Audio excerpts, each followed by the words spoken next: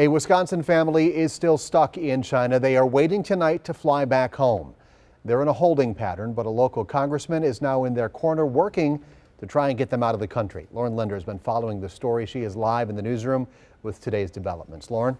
Stephen Carroll, today Representative Glenn Grothman met with high-up officials in the State Department. He says those officials told him the Roth family is at the top of their list for evacuations.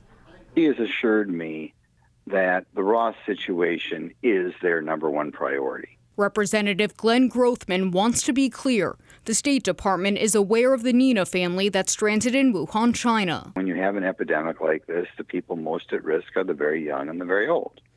So that is why they are a priority. Daisy Roth and her 2 children, 10-month-old Adeline and 5-year-old Abigail, flew to Wuhan on January 19th to see Daisy's family for the Lunar New Year. A few days later, the city was placed on lockdown to curb the spread of the coronavirus. If they're going to be stuck up in a home board, I'd rather it here than there. Wednesday morning, a U.S. charter plane touched down in Southern California, carrying more than 200 Americans getting out of Wuhan. The Roths couldn't get on the flight. The large lockdown in China means it's going to be more difficult for the disease to spread.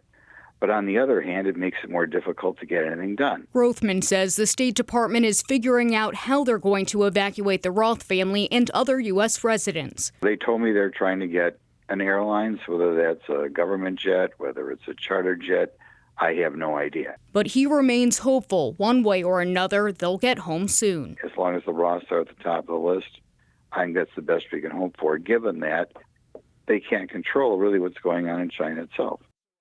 Now, Grothman tells me a timeline for the Roth family's return is still unclear. I reached out to Sam for comment on the developments, but have not heard back at this time. Live in the newsroom, Lauren Linder, today's TMJ4.